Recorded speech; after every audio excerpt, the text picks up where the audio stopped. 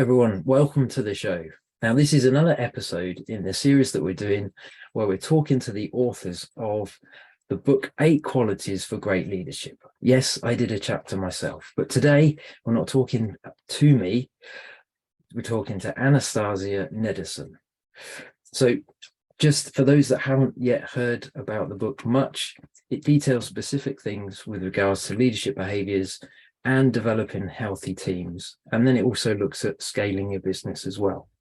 So today we're going to touch on most of the aspects really around behaviors, certainly around team health, with Anastasia. She's the CEO at Wisnock Incorporated, and she has over 20 years experience in biotechnology as a leader and entrepreneur. So welcome to the show, Anastasia.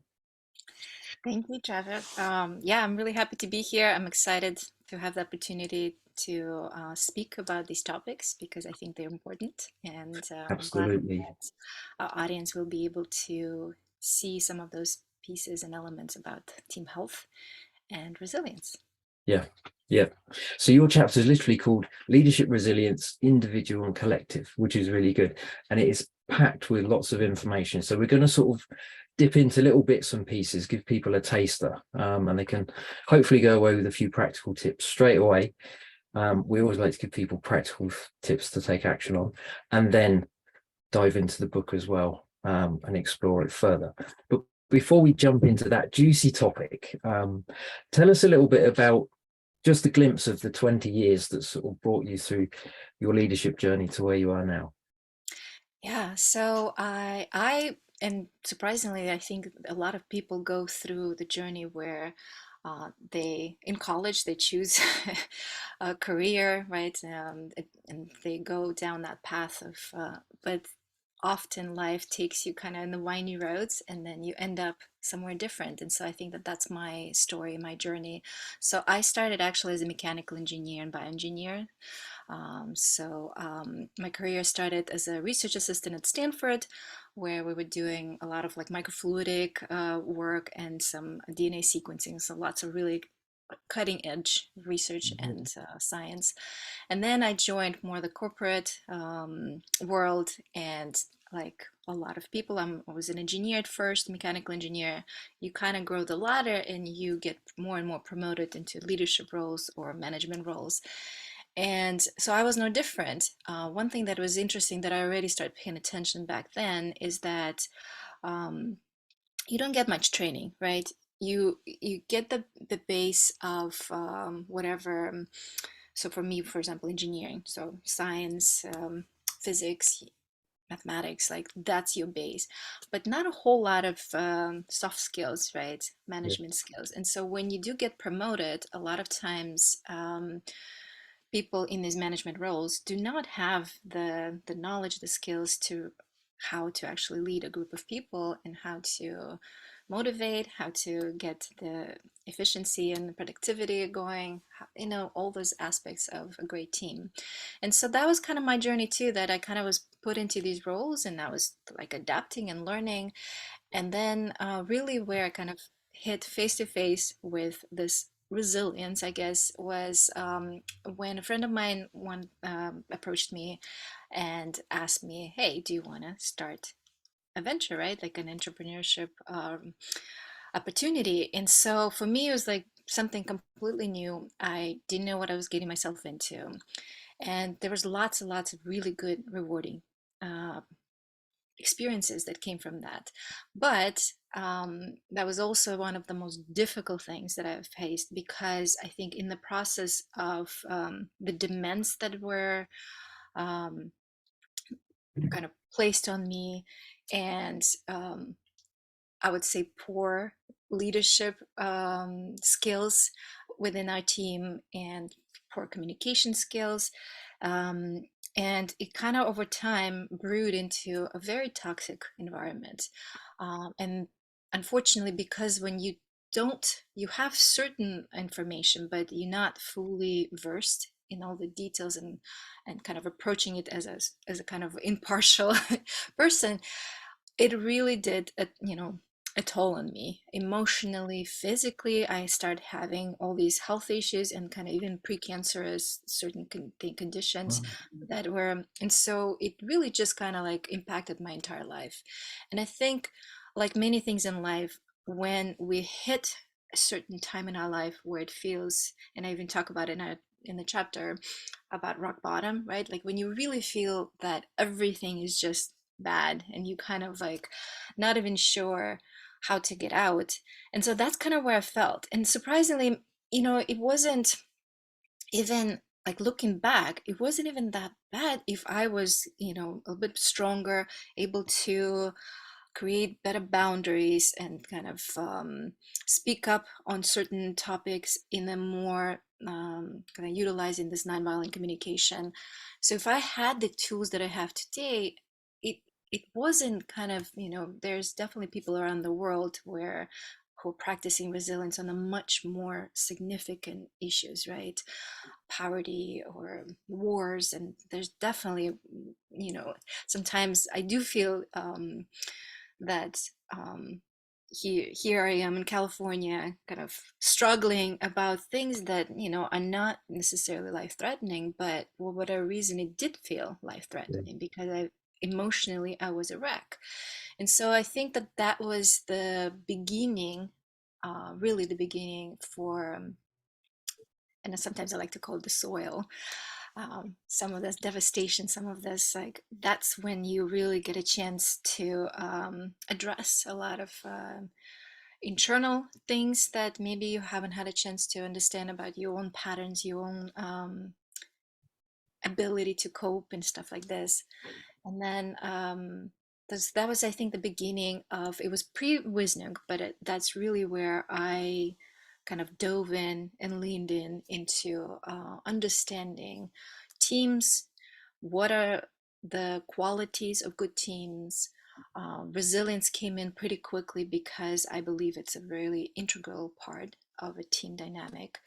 Um, and everything that followed, because once you kind of have something that you're deeply interested in because your life depends on it, um, it opens up all these doors. And so for me it opened up many workshops, books, articles, later on Wisnuk, and research opportunities, and collaborations and partnerships. So I think that that devastating moment or rock bottom kind of opened up an opportunity for me.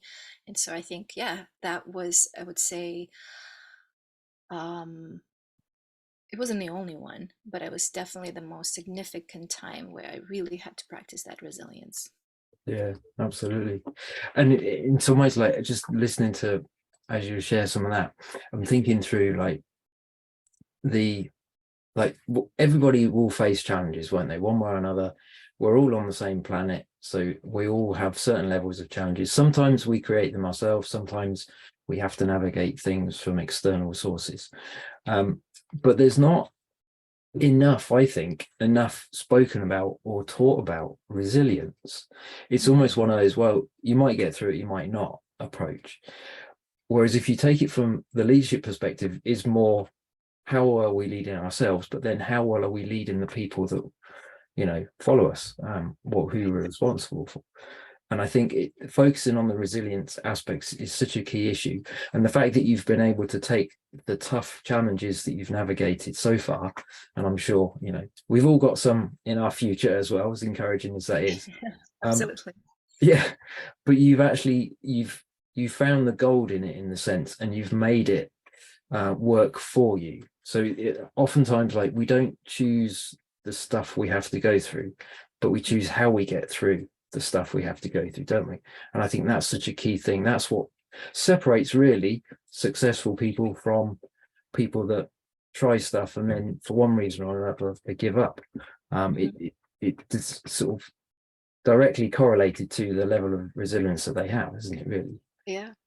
There's one question that I still haven't answered, and that is, do you need these big failures, these, setbacks in order to grow and become successful? And Or is it possible to learn a lot of these tools and opportunities where when these setbacks come, you don't necessarily, you're already prepared and you have that resilience level to handle it in such a way where it doesn't even, um, it's not even perceived as a setback. It's just more, okay, like here's a problem, what can we do? And I honestly haven't yet answered that question. And because I think every single person, from successful actors to successful leaders in companies, or I think if you listen to any of their biographies, I would say all of them have some kind of very challenging time in their lives that they kind of had to overcome. And often it's not one, right? Yeah. Often it's multiple and they kind of different. And each one kind of was that brick in the foundation of that resilience. And so I don't know. I don't know if, for example, if you can, starting, for example, in I don't know, in high school, maybe even younger, right, middle school, and you kind of given all these tools that I know today of, right, and you given all these practices for self-awareness, for self modulation of emotions, and all these things, right? Would that basically allow you to avoid like really, really emotional setbacks or not? And I don't know. Yeah. I think it's probably, with all of us, we have certain things that, like, we all start at a certain level of resilience, don't we? However, our environment is when we grow up and the things around us. And I think there's certain things that we just navigate through without thinking that necessarily they're particularly tough challenges. Whereas other people, because they're at a different point, really struggle with that. They're wired in slightly different ways, so they have strengths to sort of see things differently. And certain things that they would just kind of breeze through, we would potentially trip up with or take a lot longer to process and work through. So yeah, it's an interesting question. I think it's one of those, in some ways, like resilience becomes evident in the tough stuff, doesn't it? Like you can learn the theory, okay, when bad things happen, and we'll touch on some of these things in a minute, what are the steps that you can take to help build that. But then it's the test, isn't it, of, okay, am I going to put it into practice? Am I going to remember it? Does it make sense enough that it's going to get me through? Yeah, it's an interesting part of, kind of, it's an essential ingredient in the growth journey, isn't it? Right, like you don't know if you're resilient until you're faced with Yeah, something really yeah, difficult, and then absolutely. you know how you're getting through. And I think that is the opportunity with some of the learnings and prep work that you can do before these difficult times, because even if, for example, you manage a situation maybe not to the level that you would prefer, right? Like you fell apart, or I don't know. There's tons of examples that come to my mind, but it's hard to come up with a specific one. But something that, there's a situation and you went through it, but maybe later on reflecting, you understand that you could have done this different and you could have actually done better here. Right. And but yeah, to your point, that you won't know until you're faced with this, right? And I believe a lot of the tools and kind of practices that you can start now on will allow you to even reflect, right? Yeah, While something is happening, while something potentially really devastating or maybe even life-threatening happening, but also afterwards. And that's, I think, what's the difference of, so maybe you won't know how resilient you are until something happens, yeah, but it doesn't mean that you shouldn't do some of those things that we talk about here and in the book, and because they allow you to kind of be aware, yeah, practice some things live, right? Like when things are happening, and then overcome it with kind of this deeper understanding. What is your resilience level? Where else you need some work on, and continue. yeah, definitely. Yeah, I know, like, within sort of Wisnuk and the way that you help build teams, it's collecting data, isn't it? Like with anything, if we've got a certain level of information, we can then respond to it and sort of take appropriate actions. If we lack the data, we we're in a bad place, or we're in a disadvantaged place, shall we say. Yeah, and we are our own enemies in that way. Kind of that loop that we have, the internal loop, often it is not necessarily helpful, right? And and so that's why having more unbiased data, and so Wisnuk is doing the collecting behavioral metrics in this simulated game environment, but it doesn't have to be. You can be working, for example, with a therapist, hopefully a good therapist, because some therapists potentially could do more damage than um, or maybe there are other opportunities for you to get that honest constructive feedback as a data point. But I find that what we started with Wisnuk, and genuinely think that there's more opportunities that we just started scratching the surface, I think, in a lot of this stuff. That yeah, it becomes even more unbiased, because whatever the biases are in the algorithm, because there will be, because they're written by humans, um, they're still going to be unbiased as far as all the teams, right? So it'd be consistent across the entire, and then obviously if we discover something, we can correct something. Whereas a human will always be slightly different, no matter how well trained they are, they will be slightly different and bring different biases and different perspectives depending on who they are working with. And so I think there are definitely opportunities there to understand some of those, individual kind of patterns in communication and how you show up in your leadership, but also as a team at large. Yeah, definitely. Yeah.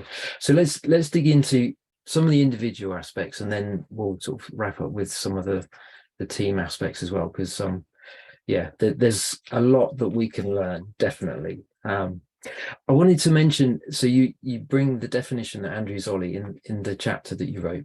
You mentioned Andrew Zolli's definition of resilience.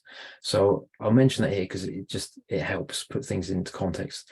The capacity of a system, enterprise, or a person to maintain its core purpose and integrity in the face of dramatically changed circumstances. So the bit that really stuck out to me when I read it was maintain the core purpose within an integrity. So it's being clear about, okay, what do I want to do? Where am I heading? And even though there's challenges that come, if you stay focused on where you're heading, that helps you navigate through all the emotions, all the things that you have to sort of change and adapt to and whatever. It's almost like the North Star, isn't it? Like, this is just stuff I'm still heading for where I want to get to, Yeah. which I think is a really good sort of base to then dig into, okay, individual resilience. So there's certain aspects that will work within the teams as well. And we've sort of touched on little bits from that perspective, but I suppose the question, hopefully people that are listening are thinking and hoping that I'll ask you, is what would be the first step if you think, right, I could actually handle the last challenge that I had, I could have handled it better. And I want to then be in a better position to navigate the next challenge, or maybe even skip it or bypass it completely, because I've built a level of resilience. So what would you say maybe one of the first steps that people need to sort of reflect on or think about that will help develop that resilience? Right. So I think the first step really starts with self-awareness. Really, there's no way around it, because yes, it's possible that you could do a Wisnuk game and then you would be presented with some data, but you still need the self-awareness to reflect, right? And kind of understand the data that's presented, because a lot of times people who are less reflecting on their own kind of emotional patterns, kind of life patterns, because sometimes there's repeating things. If they have not been resolved yet, it will continue present itself, right? They tend to kind of shut down even if you're providing them data. Yeah. And so at the end of the day, there needs to be that internal reflection with kindness and compassion, not from a place of like, oh, like you did this wrong and you are bad, and it has to be from a kind place. from constructive kind place, I guess that's maybe more accurate, that starting to reflect, okay, how do I react in the situation, what triggers me, and why am I you know behaving in such a way, and stuff like that. So I think it starts there. But that self-awareness, I think it just an element that it's not like you just become self-aware and then you're done. That is something that you will just continue doing for the rest of your life, and there's sort of layers and layers that you will kind of discover about yourself as new difficulties and challenges show up at your door. You will recognize more and more different aspects of your very complex, I think, psyche. Or And so I think that that's the first step.